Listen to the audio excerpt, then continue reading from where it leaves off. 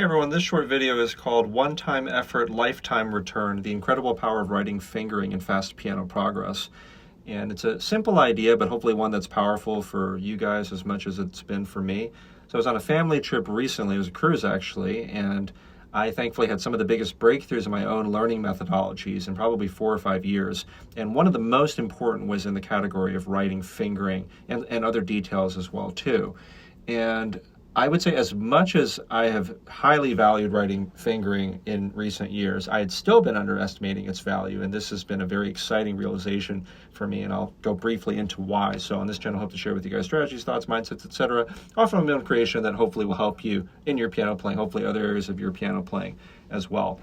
So I have advocated writing the complete fingering for piano pieces for some time now, and I've shown examples. I have another video where I believe it was just called Complete Fingering in Fast Piano Progress or something like that, and I'd shown how I'd written the complete fingering for the complete Chopin etudes and just written every fingering of every note, and it's, of course, never something that I've regretted because now I can keep coming back to this forever, essentially, and I always am able to stay completely consistent. And whether I start from this area or this area, any random points that I point at in any etude, if I play one hand alone, if I play right hand alone, left hand alone, if I play it mentally away from the piano, if I play it physically at the piano, if I do the last like eighth or 16th or quarter or whatever of a measure, I know I'm always going to be consistent, and this way I won't have any issues with muscle memory or conscious awareness because not having fingerings written can mess with that. So that's why I think it's so useful to write it all out, that ability to start from anywhere in the music, separate or both hands, mentally or physically, without any delay at all. Sometimes pianists, I was like, why do you write it if things repeat? Isn't it obvious? And I will say sometimes I'm going back to music from when I was 19, from when I was 21, from when I was 23, and there are varying different states of ambiguity, even from as recently as maybe like 6 or 7 years ago. I still didn't write all of the fingering, and there will be an area where the beginning of the line, it's actually the same as what follows, and so then I didn't write it, or there's an analogous section or something. And then there's different amounts of delay. I'm usually like, oh yeah, it's actually 5/2. Sometimes it only takes a few seconds, sometimes it only takes half a second.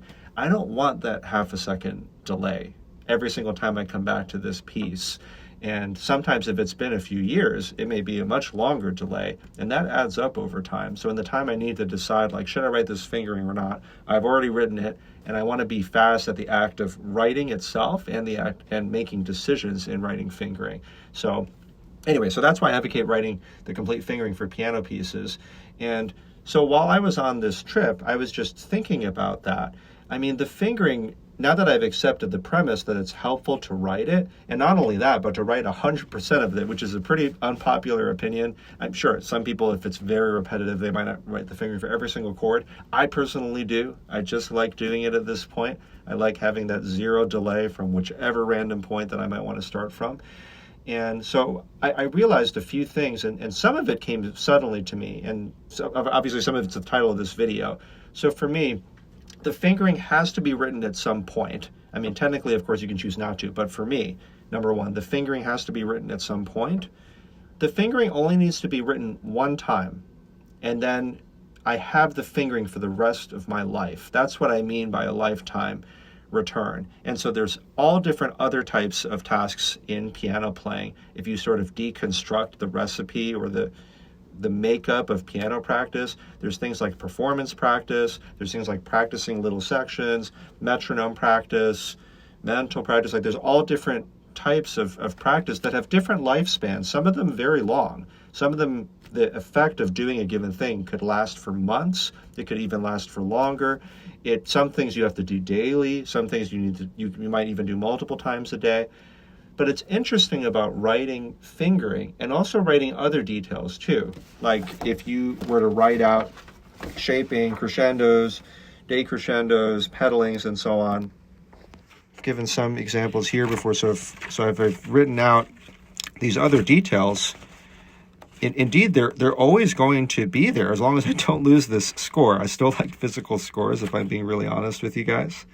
Maybe I'm a little bit old-fashioned, but I really only needed to write it one time, and then it is there evermore. And so what does this mean? If you want to learn a piece at some point in your life, you need to write the fingering at some point, and it's going to pay you back for the rest of your life. If you want to learn a piece before you die, then you might as well write the fingering at some point. It doesn't need to be in the same year as the given piece. So that's been very exciting for me because there are a lot of pieces that I want to learn.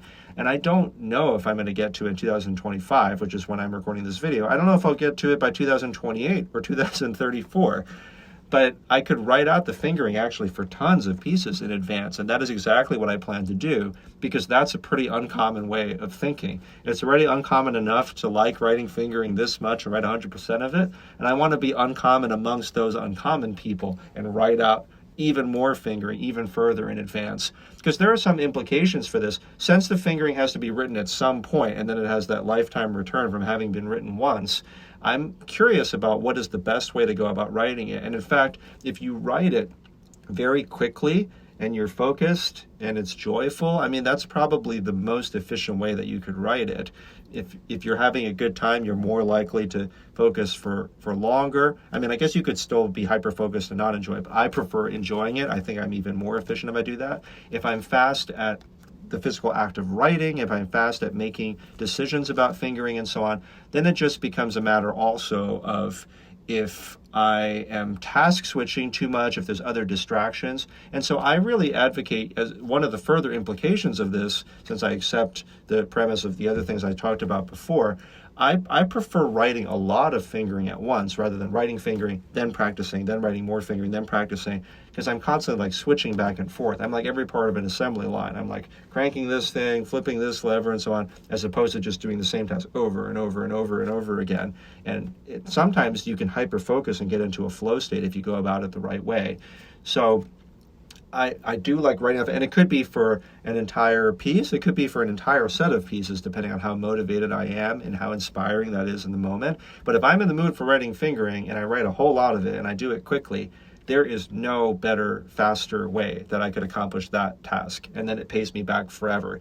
In fact, the earlier that I do it, the greater the bank of pieces that I'm going to build over time, like the larger the bank of pieces, and the more that I can probably enjoy the piece for the rest of my lifetime, and the greater the likelihood that I want to learn it, because actually it's very psychologically freeing as well too. Not only do you save the time of not having to like remember what fingering is that you used, of like task switching and everything like that, but just so many things are freed up from having written it. And in terms of other implications, finding more enjoyable, sustainable ways to write fingering will produce greater quantity and quality of outputs. So if I can find more creative ways to write fingering, I like doing it in different in environments, on different instruments and so on. And actually, I guess I'm spoiling a little bit, but the next video, the next two videos, I'm actually going to start talking about writing fingering away from the piano, which is something that's really new to me, and it is an extension of the epiphanies that I was having up to this point. Like, I already thought that this was pretty groundbreaking, but I was like very, very enthusiastic to discover that there are yet other ways of writing, and I find them even more fun, even more sustainable. And so because I found other creative, interesting ways to write fingering, I'm much more likely to have a greater quantity of outputs. And I'm also going to be cultivating the skill of writing fingering itself, because I'm writing away from the piano as well too. So it's just a little bit of a preview, and I'll go into some of the details in, I believe, the next two videos or so. So anyway, if you find this interesting, let me know. And if you find the channel useful, please like, subscribe, let other people know about it. And looking forward to the next one.